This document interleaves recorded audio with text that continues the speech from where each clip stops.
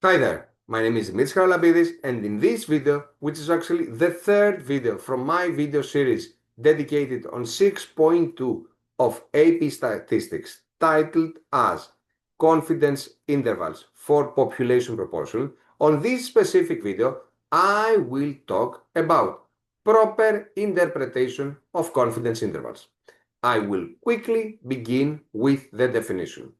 The correct way to interpret a confidence interval is the one that follows.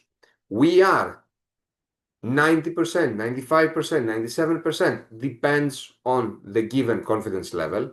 We are that confidence level percent confident that the true proportion of the population with regards to this characteristic each time lies between the lower bound, which remember is the sample proportion minus margin of error, up to the upper bound, which is respectively the sample proportion plus the margin of error.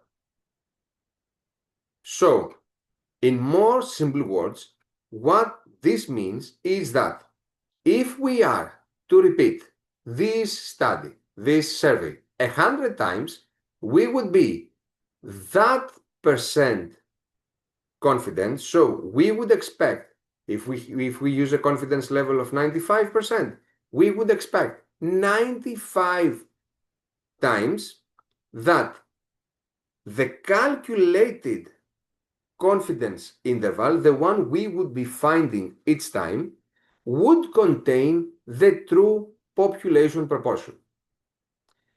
Let me try to explain again what that means. I used one sample 1, and I got one sample proportion. This sample proportion gave me a confidence interval. That confidence interval was, let's say, from here to there. Assuming that the true population proportion is, let's say, P, and is found on this line, the confidence interval produced by sample proportion P1, we know that the true population proportion lies within this interval.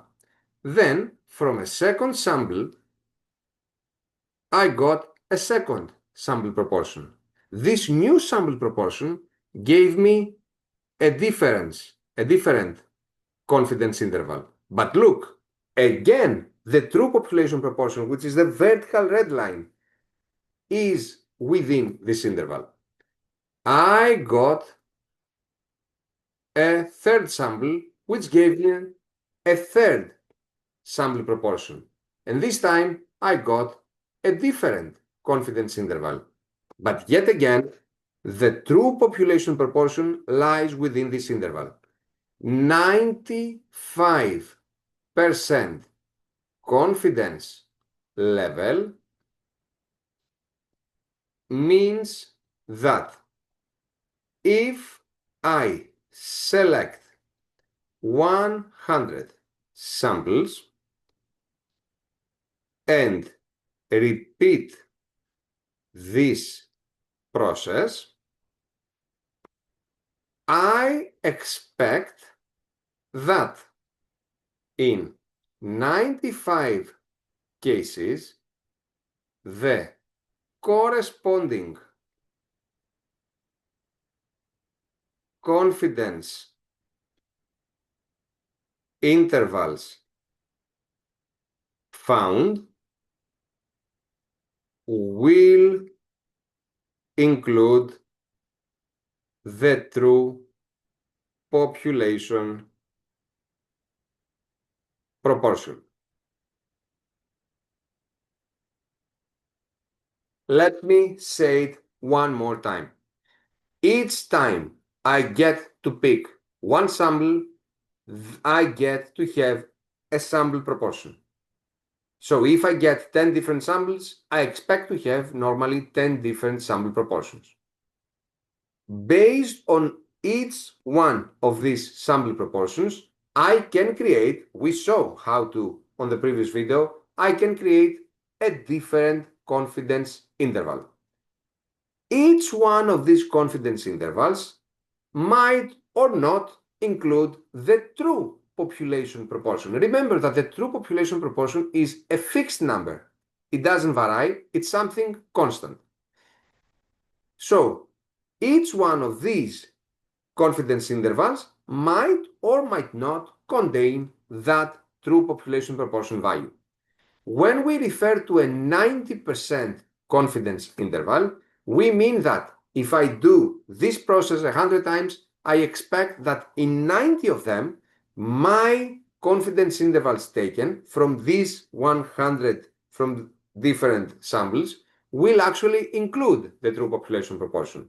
97% confidence interval means that if I get to pick 100 different samples, in 97 of them, the confidence intervals created will actually include the true population proportion.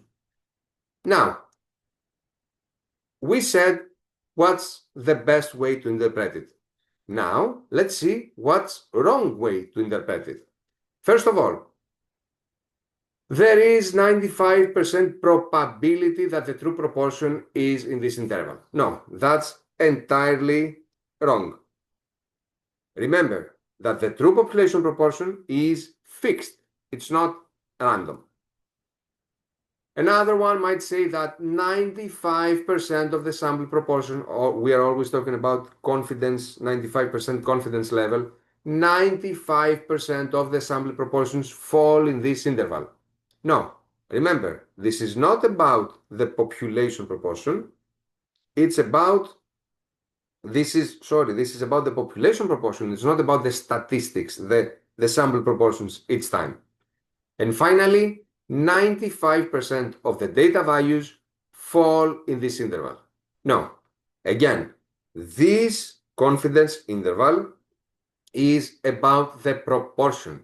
It's not about the individual data points, neither the sample proportions. I hope I made things a bit easier. The key thing I want you to remember is what I wrote on the right half of your screen.